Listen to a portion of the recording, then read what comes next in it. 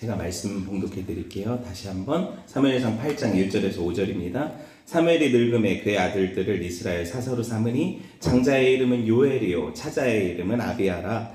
그들이 브엘세바에서 사사가 되니라. 그의 아들들이 자기 아버지의 행위를 따르지 아니하고 이익을 따라 뇌물을 받고 판결을 굽게 하니라. 이스라엘 모든 장로가 모여 라마에 있는 사무엘에게 나아가서 그에게 이르되 보소서 당신은 늙고 당신의 아들들은 당신의 행위를 따르지 아니하니 모든 나라와 같이 우리에게 왕을 세워 우리를 다스리게 하소서 한지라. 아멘. 오늘 사무엘 강의 18번째 시간이죠. 가정도 사역의 대상입니다. 가정도 사역의 대상입니다. 라는 제목으로 함께 하나님 말씀을 나누도록 할게요. 오늘이 5월 첫 주잖아요. 그죠? 가정의 달이라고 불러요. 흔히 5월을. 그래서 뭐 어린이 주일도 있고, 교회들 보면 어버이 주일, 뭐 스승의 주일, 뭐 청소년, 뭐 청년의 날, 뭐 이런 식으로 예배하는 경우를 보게 되죠. 그죠? 네. 특별히 가정에 대한 소중함을 일깨우는 이런 어떤 행사들을 교회도 많이 하는데 왜 그러냐면 하나님이 제정하신, 성경에서 제정하신 딱 두 가지의 공동체가 있어요. 하나가 가정이에요. 하나는 교회죠. 그러니까 가정이 무너지면 모든 게 무너지는 거예요. 교회가 무너지면 세상이 무너지는 것처럼. 여러분 한번 생각을 해보세요. 오늘 본문이 우리에게 믿음의 가정이 어떠해야 하는가에 대해서 생각할 거리를 많이 주거든요. 사실 저는 강해 설교자잖아요.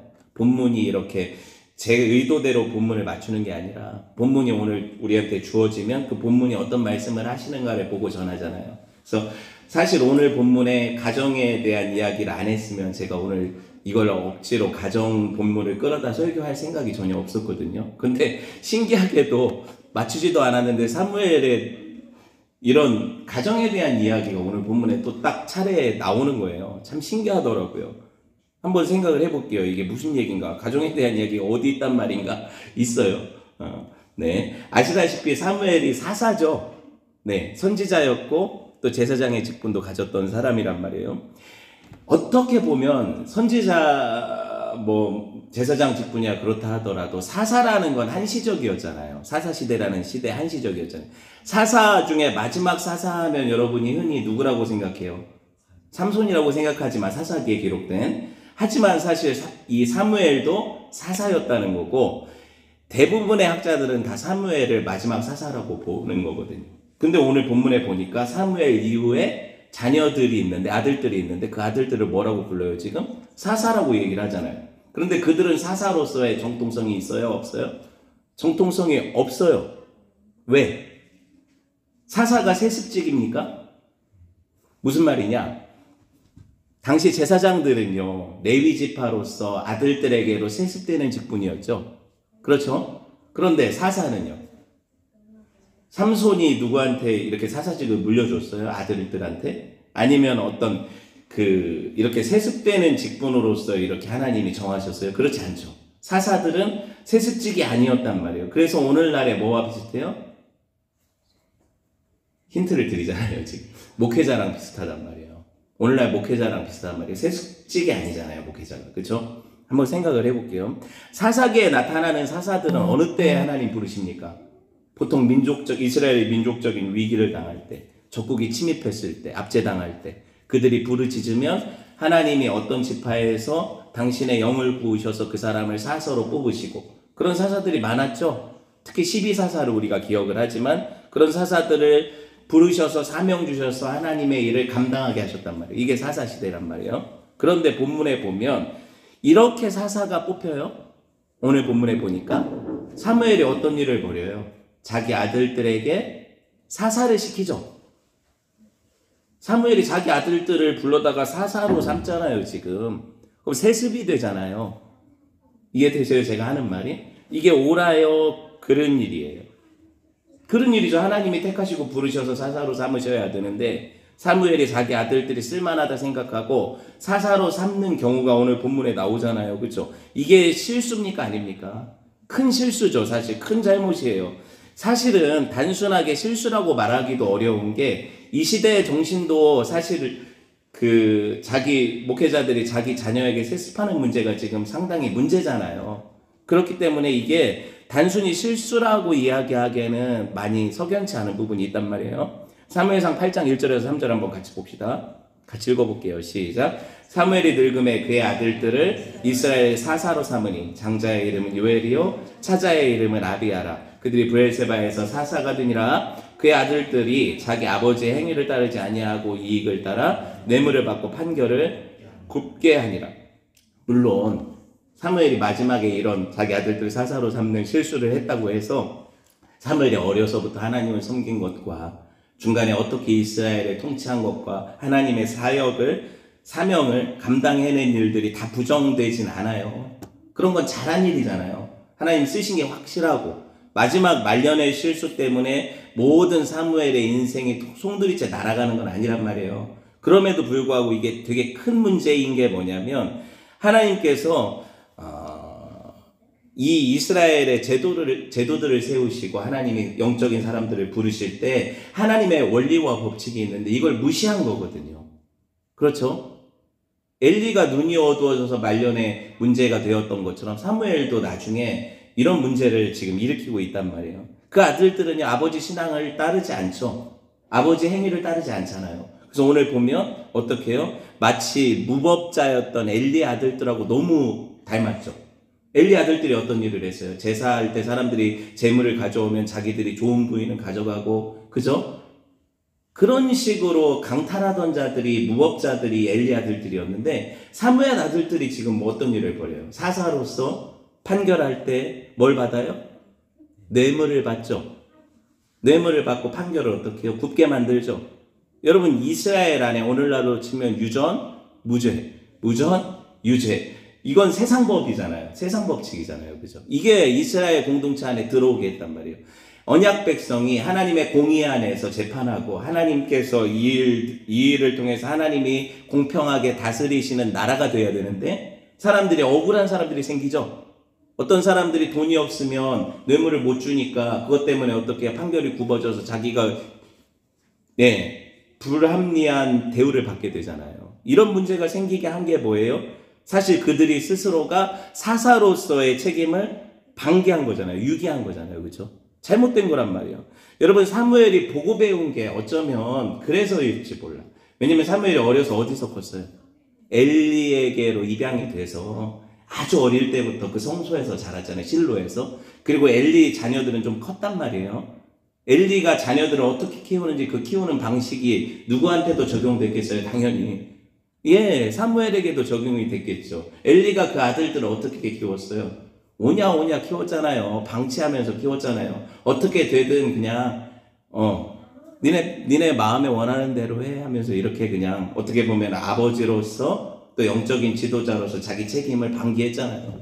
그러니까 어떻게 자랐어요? 자녀들이 그렇게 벨리알의 아들들처럼 자랐잖아요. 믿음 없는 자들처럼 자랐잖아요. 그렇죠? 여러분 금쪽이라고 하잖아요.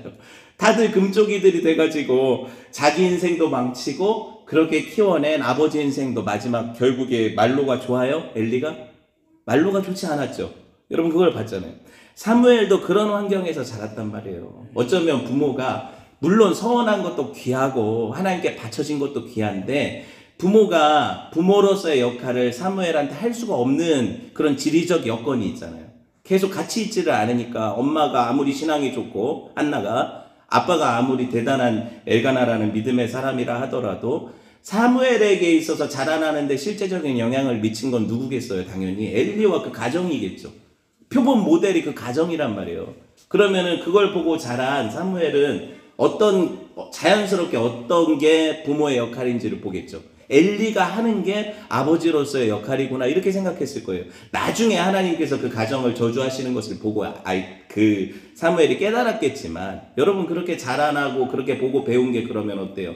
사람들이 아무리 그걸 나는 바뀌어야지 나는 그렇게 하지 않아야지 해도 그렇게 잘 안 되는 경우가 많잖아요. 사무엘도 노년에 보니까 결국에 분명히 엘리 집안이 망하는 걸 보고 많은 깨달음을 갖고 했을지라도 사무엘 가정이 지금 부모로서의 역할을 제대로 하지 못했다는 걸 알게 되죠. 그랬으니까 그 자녀들이 어떻게 자라요? 제대로 된 훈육을 받지 못하니까 사무엘처럼 자라지 못하잖아요. 하나님을 섬기는 믿음의 사람으로 자라지 못하고 뇌물이나 받고 엘리 아들들처럼 되잖아요. 문제예요, 아니에요? 네. 네. 여러분, 문제죠. 요새 한국 사회를 보면 너무 자녀들을 오냐오냐 키우잖아요. 너무 애들이 귀해요. 저도 우리 애들이 여기 둘 있지만 뭐 저도 거기서 자유롭지 않아요. 아이들이 원하는 거 다 해주고 싶고 그런 게 부모 마음이라지만 네. 근데 이전처럼 대가족 사회에서 그런 위계 질서가 있는 이런 사회가 아니기 때문에 어때요? 다 핵가족화 되니까 이 한두 명이 너무 귀하고 많이 낳지도 않고 이 아이들한테 모든 부모의 정성을 쏟아붓다 보니까 어때요? 이 아이들이 자기가 세상에서 다 자기가 최고인 줄 알아요. 모든 애들이 다 그런 줄 알아요. 그러니까 어린이집 가면서부터 이게 달라지죠. 문제가 생겨요. 왜? 다 왕들이 거기 왔거든요. 공주들이 거기 와 있거든요. 그러니까 조금만 불편해도 다른 사람을 배려하지 않고 집안에서 하던 대로 다 나를 배려해 주던 사람들밖에 없었으니까 주변에. 아이들이 어떻게 크겠어요? 그래서 그 갈등이 되고 부모들이 또 그거를 우리의 잘못을 인정하는 게 아니라 싸우죠. 또 그 앞에서. 막 선생님한테 뭐라고 하고 부모들끼리 싸우고 이런 문제가 되니까 아 내가 이렇게 살아도 되는구나. 이게 자연스럽게 애들한테 어떻게 되겠어요? 학습이 되죠.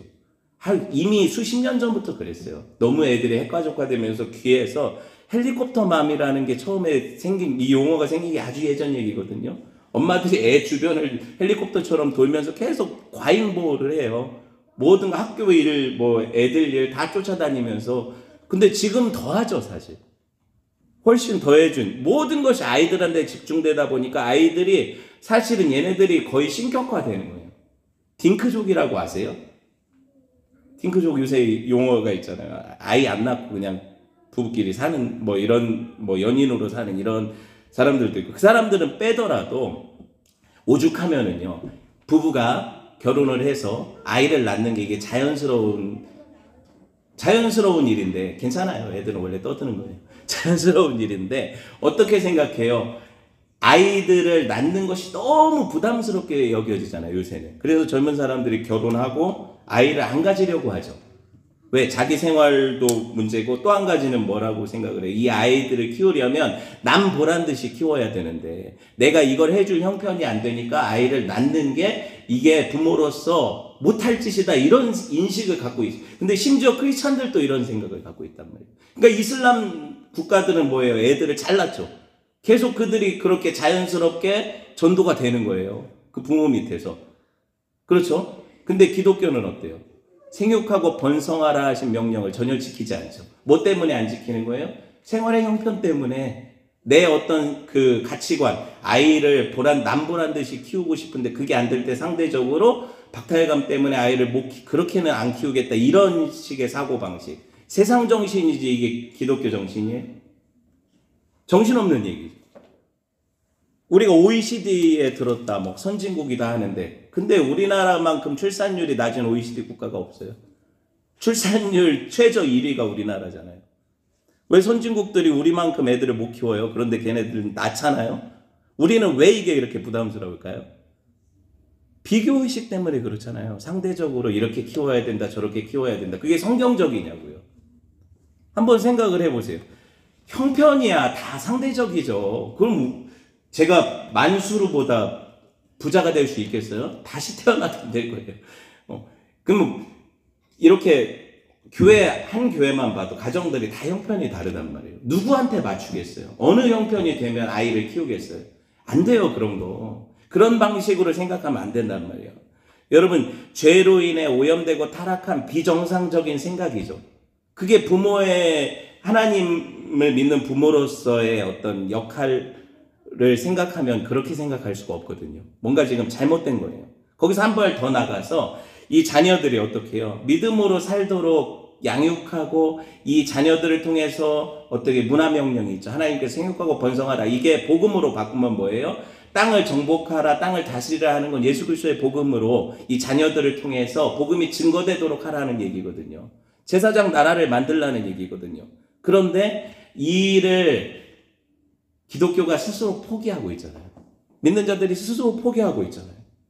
여러분, 사무엘 또한 엘리처럼 부모 역할을 제대로 못한 게 사실이고, 여러분, 우리가 계속 이런 어떤 것들이 누적이 돼서 우리 마음에도 한편에 불편함이 있어. 나 자녀를 제대로 키울 수 없을 바에 안 낳는 게 낫겠다. 그런데 하나님께서는 우리에게 우리가 부족하고 연약해도 자녀들을 낳아 기르라는 명령 주셨단 말이에요. 그럼 이 명령을 하나님 의지하면서 우리가 해나가야 되는 거예요.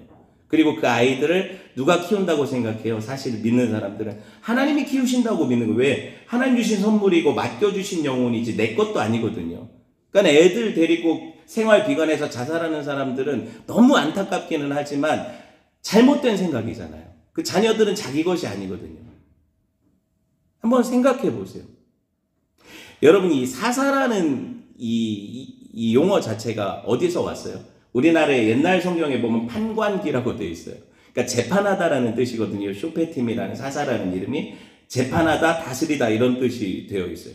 그런데 사무엘이 오늘 이 아이들을 키울 때 이 아이들이 어떻게 되냐면 사사가 되었는데 재판관이 되었는데 뇌물받고 재판을 굽게 하는 자들이 되었어요. 스스로가 이 사사로서의 자질이 없다는 걸 드러낸 거죠. 그렇죠? 그런 거잖아요. 그런데 사무엘은 어떤 사람이었어요?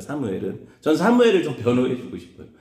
사무엘은 목에 칼이 들어와도 하나님이 전하라 하신 건 전한 사람이에요. 자기 아버지와 같고 영적인 이스라엘의 대표와 같은 엘리한테도 그 가정이 네가 이렇게 해서 니네 자녀들 망쳤고 망한다 이런 이야기를 전하라고 하실 때 사무엘이 그걸 가감없이 전해요, 안 전해요?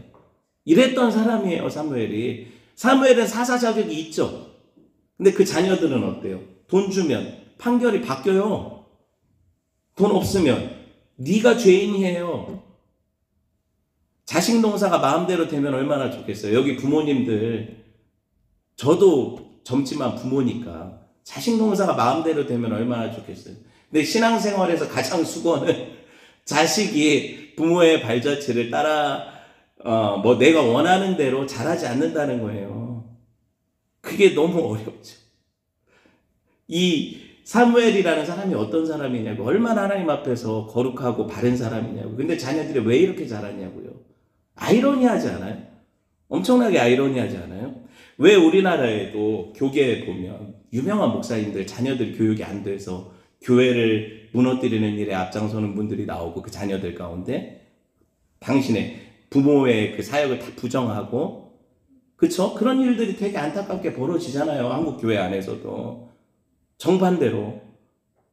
아니면 또 다른 예로 보면 이 사무엘처럼 아무 분별력이 없어서 말년에 어떻게 자기 자녀들한테 교회가 마치 자기 사유재산인 양 자기 아들을 목회자 삼아서 어떻게 해요? 세습시키잖아요. 교회가 병들고 하나님의 나라가 무너지잖아요. 이런 일이 왜 벌어지냐고요. 제가 아까도 얘기했지만 그렇다고 해서 그분들의 모든 평생의 하나님을 섬긴 사역을 부정하고 싶지 않아요. 그 얘기가 아니라 왜 말년이 왜 자꾸 그렇게 되냐는 거죠. 뭐가 문제일까요? 뭐가 문제일까요? 제가 지금 여러분한테 엄숙하게 살아계신 하나님과 주의 몸된 교회인 여러분 앞에서 맹세하는데 저는 저희 딸이나 저희 아들한테 교회를 세습 안 시킬 거예요. 그럼 여러분 눈빛이 딱 그렇죠.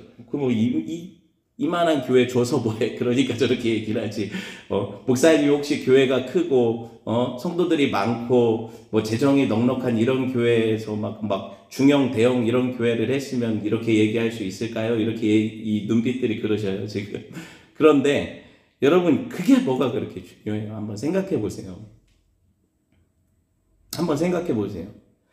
제가 이제 이야기를 하는 건 이게 보험을 드는 거거든요. 그러니까 2025년 5월 첫째 주에 제가 분명히 이렇게 설교했잖아요. 여러분 앞에서 저희 자녀들한테 목회 세습을 안 하겠다. 나중에 저희가 혹시라도 만에 하나 교회가 커져서 이 건물도 짓고 수많은 사람들이 오고 이래도 저희 자녀들한테 세습하지 않겠다. 이거 이제 여러분 자료 영상으로 남았으니까 나중에 이걸 찾아 보여주시면서 내용 증명을 저한테 보내세요. 제가 그런 일을 하면. 얼마나 중요한 일이에요, 이게. 그래서 자료 영상으로 남기는 거예요. 그런데 재밌는 건 이건 김칫국 마시는 거예요. 왜 그러냐면 저희 아들이 전혀 아들 하나 있고 딸 하나 있는데 목회자 될 생각이 없어요. 생각이 없고 뭐 화이트 해커가 되고 싶다나 나중에 뭐 컴퓨터를 전공해서 뭐 그런 얘기를 하더라고요. 초등학교 저학년 때까지는요 나름 지 아빠가 하는 일이 좋았나 봐요. 그래서 어렸을 때는 종종 그런 얘기를 했거든요. 자기도 목사가 되겠다. 왜냐면 아빠가 앞에서 무슨 말하면 사람들이 다 듣고 그 말 따르는 것 같아서 너무 좋다는 거예요. 그렇게 되고 싶다는 거예요, 자기가. 반은 알고 반은 모르는 거죠. 다 아무도 안 따르는데.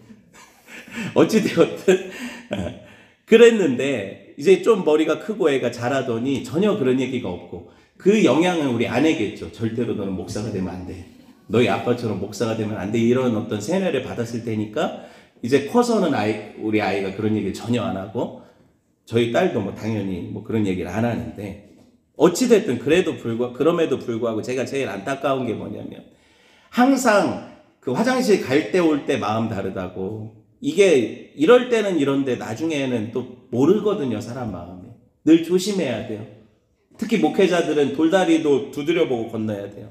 왜? 나중에 그런 분들이 처음부터 그런 마음 가지고 자기 자녀들한테 세습했겠냐고요. 생각해 보세요. 처음부터 교회를 자기 소유라고 생각하고 교회 재정을 자기 쌈짓돈으로 생각했겠냐고요. 아니잖아요. 그런데 어느 순간에 죄가 들어오고 사탄의 유혹이 들어오니까 그렇게 되는 거거든요. 아, 그래요. 노령연금도 들어야 돼. 아, 이거 가지고 어떻게 살아. 미래적으로 볼 때 내가 좀 더 챙겨놔야 나중에 은퇴하고도 목회자로서 내 남은 여생을 살지. 이런 생각들이 당연히 들어오겠죠. 사람이 그렇잖아요. 지금은 제가 일을 하고 주중에 주말에만 사역을 하지만, 이게 뭐 평생 이렇게 살고 싶겠어요, 제가? 목회자로서 부름받았는데 매 주중에 일하고 주일에만 이렇게 사역하고 이렇게 살고 싶어서 개척했겠어요? 이렇게 하고 싶어서? 그거 아닐 거 아니에요. 그러면 그런 마음이 어떻게 변할지는 모르는 거예요. 그러니까 한국교회 기성 목회자들이 처음에 얼마나 헌신적이었어요. 생각해보세요. 우리 어버이 세대의 목회자들은 진짜 불철주야. 주를 위해 산다고 하면서 교회에 살았잖아요. 성도들을 위해 살고. 그렇게 해서 한참 성장기에 교회가 눈부시게 진짜 세계에 유례 없이 한국교회가 성장했단 말이에요. 경제 부흥과 함께. 그러니까 이제 어느 정도 살만해지니까 어떻게 해요? 문제가 생기기 시작하죠. 그런데 그 과정에서 목사님들이 그렇게 헌신하고 이게 사역이다 생각하고 하다 보니까 무슨 문제가 생겼냐면 자녀들이 소외됐단 말이에요. 특히 교회들이 어느 정도 커가면서 너무 바쁘다 보니까 목사님들이 자기 자녀들에 대한 교육을 할 시간이 없었어요. 그쵸? 자녀 교육은 다 사모님한테 맡겼고, 목사님은 뭐 교인들하고만 다니고, 이러니까 자녀들이 어때요? 그 마음 안에 아버지를 잃은 상처가 있잖아요. 아픔이 있잖아요. 그러니까 그 목회자 자녀들이 어떻게 됐어요? 나중에 그 부모의 사역을 부정하는 거예요. 힘들게 하는 거예요. 둘 다 얻으면 이게 뭐 얼마나 좋겠어요. 그런데 대부분의 경우는 하나를 잃으면 하나를 얻고, 하나를 얻으면 하나를 잃고, 이런 사역이 됐거든요. 그러니까 많은 문제가 생겼죠. 질문을 바꿔볼게요, 제가. 여러분, 요즘 시대 워라벨 얘기를 많이 하잖아요. 목회자의 목회에도 워라벨이 필요할까요? 성도들에게도 워라벨이 필요할까요? 필요한 거예요. 네, 분위기가 이상해요. 옛날 목사님들은 워라벨이 어딨냐. 교회를 위해서 죽어야지, 주를 위해서 살아야지, 이렇게 얘기했지만 저는 이제 기성세대 목회자는 아니잖아요. 제가 볼 때 그런 차원이 아니라 성경을 봐도 성경은 옛날부터 워라벨을 얘기했어요. 처음부터 워라벨을 얘기했어요. 그렇지 않다면 하나님이 창조시에 7일에 안식하지 않으셨을 거예요. 안식일이 사람을 위한 날이지 하나님을 위한 날이 아니라고 예수님 가르쳐 주셨죠. 왜 그럼 쉬게 하시는 거예요? 하나님이 전능하시고 전지하시고 무한하시고 불변하신데 하나님의 쉼이 필요해요, 안 필요해요? 전혀 필요하시지 않죠. 그래서 예수님이 이걸 해석해 주시기를 하나님이 쉬시기 위해서가 아니라 우리에게 필요하기 때문에 쉼을 주셨다는 거예요. 그러니까 6일을 일하고 7일째 쉬는 것은 하나님이 주신 워라벨이에요. 일과 일상의 균형이라는 거죠. 이제 뭐 주 4일째도 얘기가 나오더라고요. 직장인들은 막 벌써 좋아해요. 주 5일 나왔을 때도 우리나라가 심각했거든요. 되게 그 반대가. 성경적으로 보면 뭐 그런 어느 정도의 어떤 여러분 삶과 일의 조화가 많이 필요하죠. 그럼에도 불구하고 이제 한쪽으로 치우치면 이게 문제가 돼요. 우리나라는 옛날에는 무조건 일에 치우쳤으니까 우리 기성세대 어르신들은 일밖에 몰랐고 그렇게 살다가 그렇게 돌아가시고 그랬잖아요. 근데 우리는 이제 이 시대는 좀 젊은이들도 똑똑해지고 그렇게 살지는 않아요. 그게 살지는 않아요. 그런데 그게 제가 볼 때는 그래요. 그게 더 성경적이에요, 사실은. 왜냐면 하나님도 우리를 일만 하게 부르시지 않았단 말이에요. 그렇기 때문에 그게 더 성경적이라고 생각을 해요. 안식일이 하나님께서 그날에 하나님이 일하시는 걸 보여주시죠. 예수님이 안식일에 회당 찾아다니면서 병자들 고치시고 말씀 가르치시고 하시면서 안식일은 인자의 날이라면서 하나님이 자기가 일하신단 말이에요. 그리고 사람들은 다 쉬게 하신단 말이에요. 휴식을 주시고 안식을 주시고 치유하시고 고치시고 그쵸? 그거란 말이에요. 그러니까 하나님께서 우리에게 이 허락하신 날은 우리에게 있어서 회복의 날이란 말이에요. 일상의 회복의 날이란 말이에요. 그러니까 중요하죠. 제가 왜 이런 이야기들을 쭉 할까요? 요즘 사람들은요, 저도 요즘 사람이죠. 요즘 사람들은요, 그러니까 이 삶에 대한 어떤 뭐라고 해야 될까요? 하나님 주신 말씀에 입각해서 삶을 투영하고 그 삶을 살아가려고 하는 그런 정신보다는 교회 다니는 사람들 다 그냥 세상 조류에 따라 살아요. 세상 사람들이 이게 옳다 그러면 이게 옳고, 뭐 워라벨이 중요하다 그러면 갑자기 붐처럼 다 워라벨을 얘기하고, 그죠? 웰빙을 얘기하면 또 다 웰빙을 얘기하는데, 사실 성경이 먼저 얘기한 것들을 찾아봐야죠. 성경이 뭐라고 하시는지를 찾아봐야죠. 그게 성도들의 1차적인 책무 아니에요? 그래서 성경이 그 이야기를 하고 그게 옳다고 하면 세상 정신이라 하더라도 그게 원래 성경에서 파생된 거니까 옳다고 해야 되는데, 그렇게 따져보지 않고 모두가 다 그렇게 하니까 그렇게 하자, 이건 아니라는 거예요. 성경적으로 봐야 된다는 거예요. 여러분, 일에 매몰되면, 모든 가치가 일에 매몰되면 사람들은 살 수가 없어요. 하나님은 그래서 우리에게 어떻게 보면 이런 일 중독도 되게 경계를 하시거든요. 그래서 제가 볼 때는 요즘 워라밸을 중시하는 세대, 젊은 세대가 일어나서 그 기성세대에 약간 충격이긴 하죠. 기성세대가 볼 때 일도 안 하고 맨날 놀기만 원하는 것 같으니까. 그럼에도 불구하고 이게 어느 정도 균형 잡힌 거라는 걸 저는 성경적으로 보고 있거든요. 그래서 여러분들한테 이런 이야기를 하는 거예요. 근데 성도의 경우에 사실은 워라밸 이런 걸 다 떠나서 더 큰 가치가 있어요. 이 일이 하나님 영광을 드러내는 것인가가 중요하죠. 속도가 중요해요? 방향이 중요해요? 여러분, 목적이 중요한 거예요. 그러기 위해서 어떻게 해야 돼요? 그러기 위해서 과정도 선하게 해야죠. 그 모든 것들이 하나님이 영광을 드러내는 도구가 되어야 되니까. 그러니까는 생각해보면 교회 일이든 직장 생활이든 그게 유일한 목적이나 뭐 그게 뭐 생계 수단으로서의 목적이 되어서는 안 돼. 그것만이 목적이 되어서는 안 된다는 거예요. 이게 하나님 영광을 드러내는 가치가 되어야 된다는 거예요. 그렇게 봐야 된다는 거예요. 여러분, 우리가 볼 때 신약에서 가장 하드워커가 누구예요? 일 많이 한 사람이 누구예요? 신약 성경에 보면? 대답하세요. 저 설교 안 할 테니까. 바울이죠. 네, 바울 사도만큼 일한 사람이 어디 있어요? 전 세계를 그 당시에 차도 없는데 걸어 다니면서 그렇게 전도하고 사역했던 그런 대표적인 일중독자로 보여지는 사도 바울. 신약 성경의 절반을 쓴 사람이에요. 거의 절반을 사도 바울이 썼단 말이에요. 나머지 사도들은 12인데 뭐 했어요? 그만큼 사도 바울은 일중독이었단 말이에요. 그는 죽을 때까지 일했단 말이에요. 그쵸? 그러니까 사도 바울이 자기 얘기할 때도 그래요. 나는 이렇게 죽도록 고생하고 막 배에서 파선하고, 그죠? 그리고 매를 그렇게 40에 한 번 감한 매를 그렇게 많이 맞고 돌에 맞고 태장으로 맞고 막 죽을 고생하면서 복음을 전하고, 그리고 밤낮 수고하고 텐트 메이커로서 자기 사역비 벌어가면서 사역하고, 이쪽 저쪽 복음 안 들어간 곳에 자기가 복음 전하려고 그렇게 헌신하고, 그러면서 하는 말이 한때는 베드로를 봐라. 자기 아내까지 있지 않냐. 나도 베드로 사도처럼 아내 만들어 데리고 다닐 권리가 없냐. 근데 나는 누구를 위해 이걸 포기했다? 주를 위해 이걸 다 포기했다. 넘사벽. 이 사람 사역 따라하려면 다 고자가 되든지, 진짜 저 세상 사람 같은 사역이잖아요. 이런 사역자가 어디 있어요? 없단 말이에요, 세상에. 이런 사역자, 딴 세상 사람 같은 사역자인데, 이 사람도요, 인정에 고팠어요. 사람과의 관계성에 고팠다고요. 물론 하나님과의 관계에 가장 고팠지만 이걸 어떻게 할 수 있어요? 서신서들을 들여다보면, 서신서는 편지죠. 바울이 쓴 편지들을 들여다보면 늘 바울은 자기와 친한 몇몇 사람들의 이름을 늘 거론해요. 누구누구에게 안부를 전한다. 누가 나한테 한 일을 기억한다. 누구 때문에 내가 감사했다. 그렇죠? 몇몇 사람들 이름 기억하는 사람들 불러보세요. 바울의 사역의 초창기에 바울의 사도에게 소개했던 바나바 같은 사람, 바울과 함께 세계를 여행하면서 유럽 전역에 복음을 전했던 실라 같은 사람, 바울의 믿음의 아들 디도, 디모데, 그죠?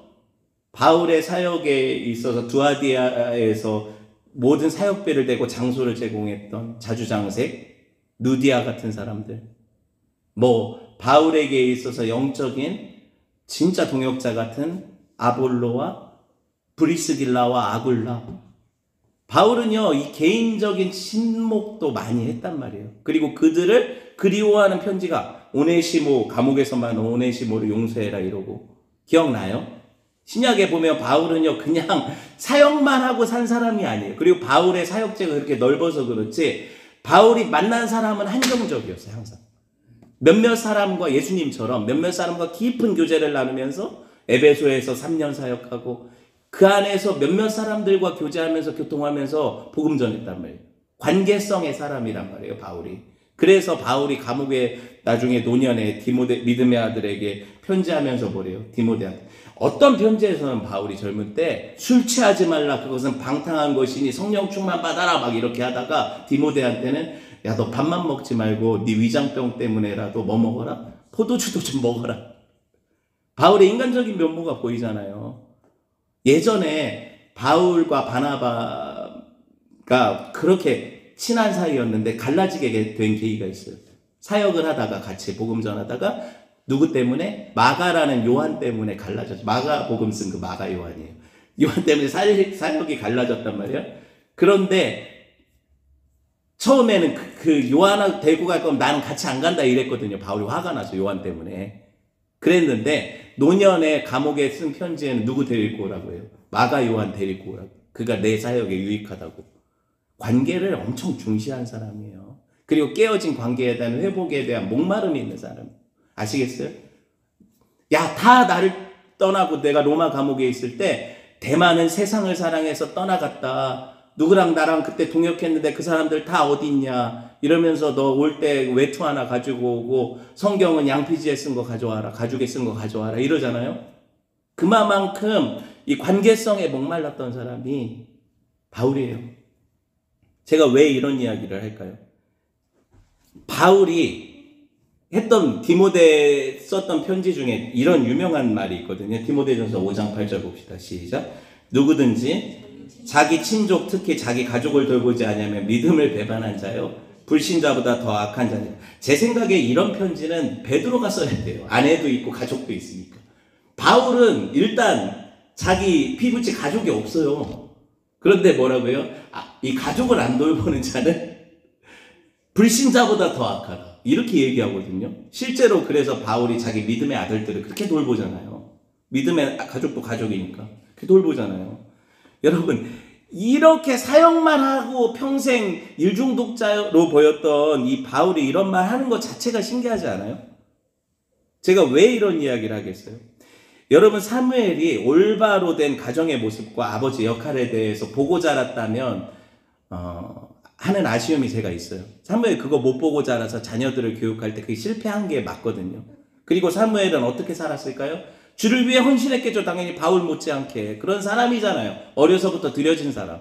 그 사람이 어떻게 살았길래 가족들이 그렇게, 어떻게 보면 자녀들이 아버지를 안 닮았을까요? 자녀들을 방기했겠죠. 너무 바빠서 사역하느라고. 주를 위해 산다고, 헌신한다고 그랬다니까요. 그런데 그게 자녀들의 범죄에 대한 면피가 안 되잖아요. 사무엘이 이스라엘의 사사고 목회자죠. 그러면은 자기 가정은 목회의 대상이에요, 아니에요?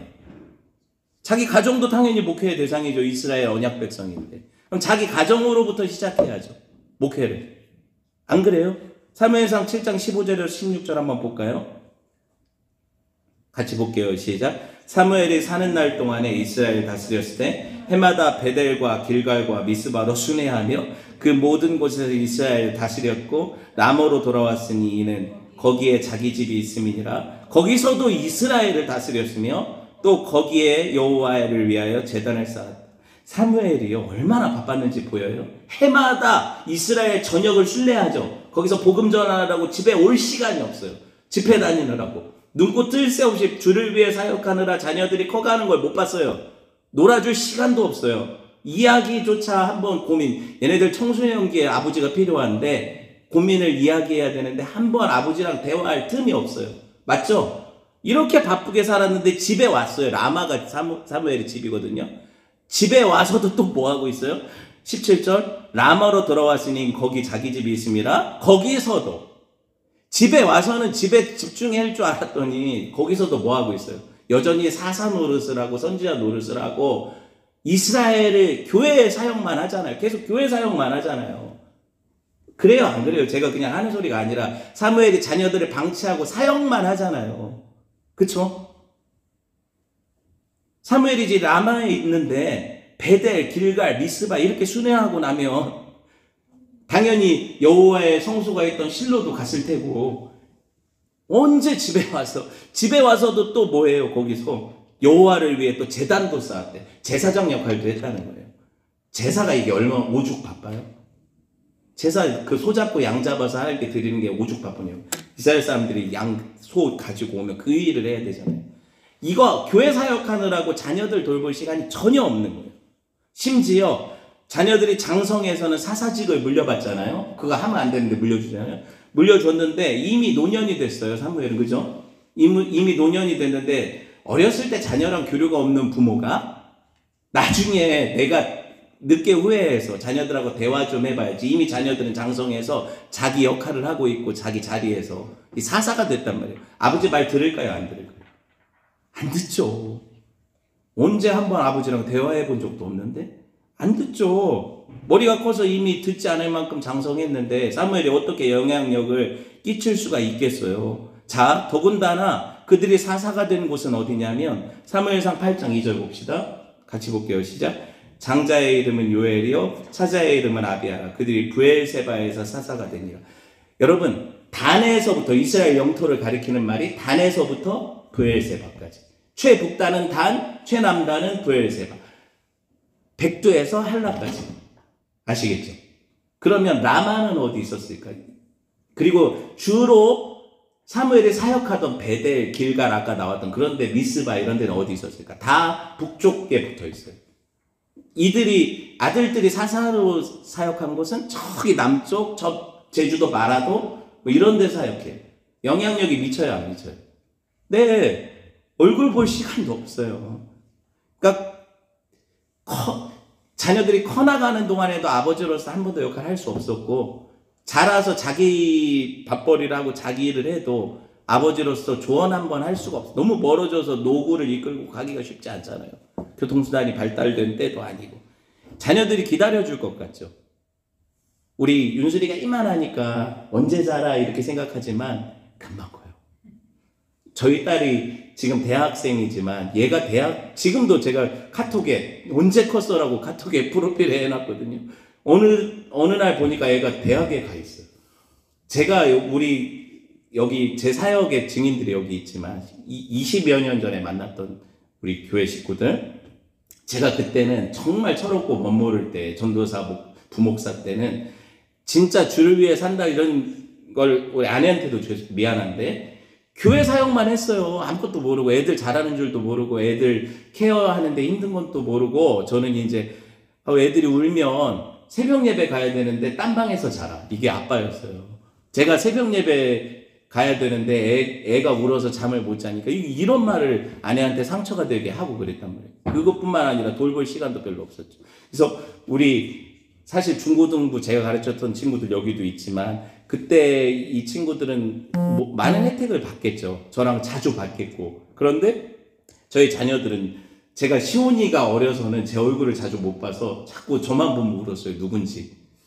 남인 줄 알고. 둘째 아들이 자랄 때는 자주 못 봐서 아빠를 못 알아볼 정도로 제가 그렇게 나돌았단 말이에요. 사역한다고. 주를 위해 산다고. 교회 일한다고.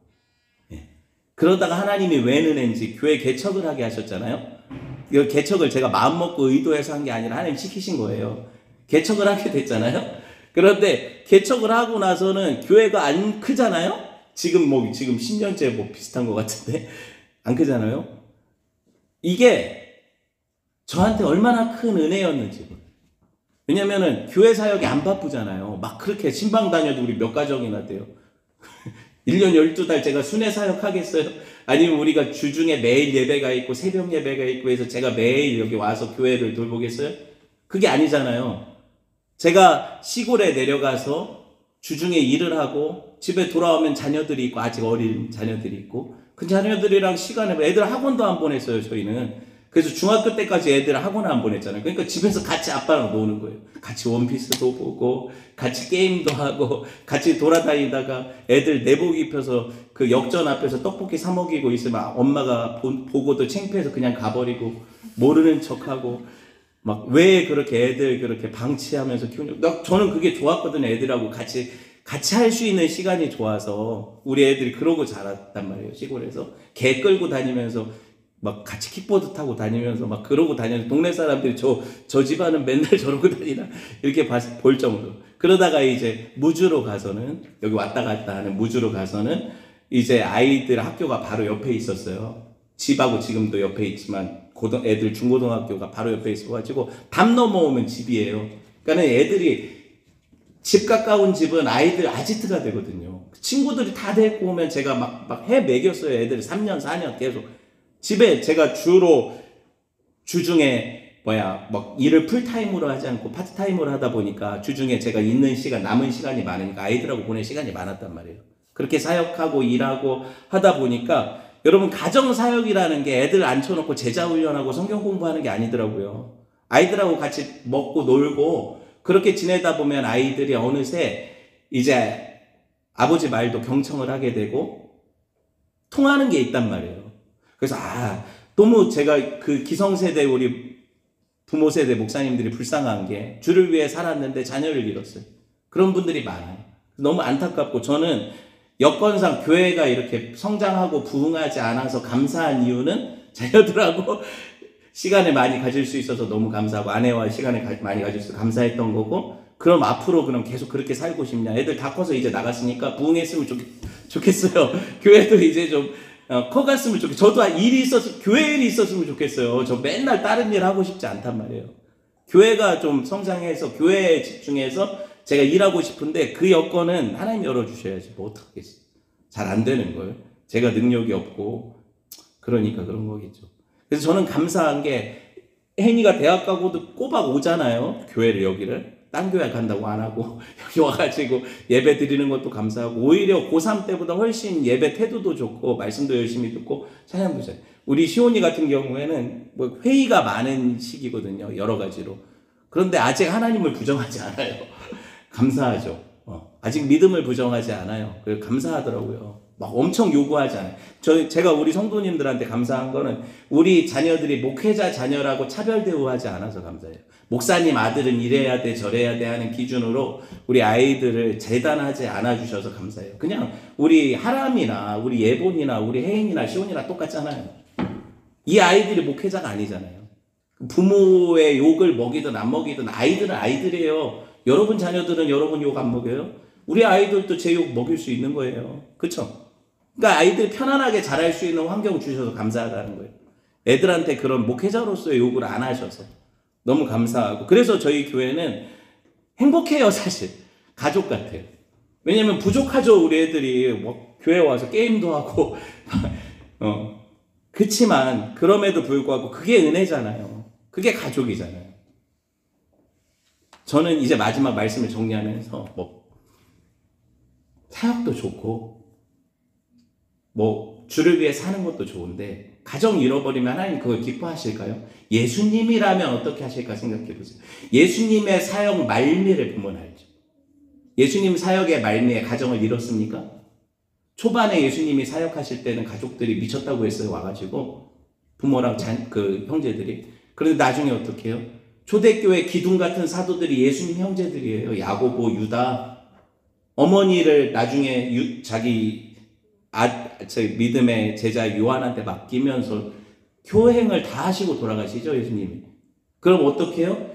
어머니와 아마 여동생들도 있었을 거예요. 성경에 다 기록되지 않으니까. 그 여동생들이 예수님 부활의 무덤에 부활 증인이 되었을 거예요. 실제로 마리아가 거기 있었으니까. 그리고 그 가정이 자기가 낳은 아들, 그리고 자기 형제로 자란 예수님 맞이였죠. 예수님 맞이니까. 그 예수님의 사역을 보면서 그 사역을 무너뜨릴 수 있는 가장 가능성 있는 사람들이 누구예요? 저거 부정할 수 있죠. 저거 하나님의 아들 아니고 메시아 아니다 라고 부정할 수 있는 사람들이 누구예요? 가족이죠. 그러니까 저희 자녀들이 제 사역을 부정하기 제일 쉬워요. 우리 아버지는 목사답지 않고 목사도 아니야. 이렇게 하기가 제일 쉬운 게 가족이에요. 아니에요? 여러분 삶도 그래요. 여러분이 정말 믿음으로 살고 믿음의 부모로서의 인정은 누구한테 받아야 돼요? 목사한테? 아니에요. 여러분 자녀들한테. 여러분이 진짜 믿음 있는가는 여러분 자녀들이 보고 자라고 아는 거예요. 말씀을 맺을게요. 그렇게 사세요. 그게 두렵고 떨림으로 산다는 게 뭐 하나님 앞에서 어떻게 살아요? 우리가 보이지도 않는 하나님 앞에서. 하나님이 그래서 감시자로 자녀를 두신 거예요. 아내를 두시고 남편을 두신 거예요. 하나님 앞에서 산다는 건 이 사람들 앞에서 사는 거예요. 그런 은혜가 있기를 주님의 이름으로 축원을 드립니다. 네, 함께 말씀 들었으니까 기도합시다.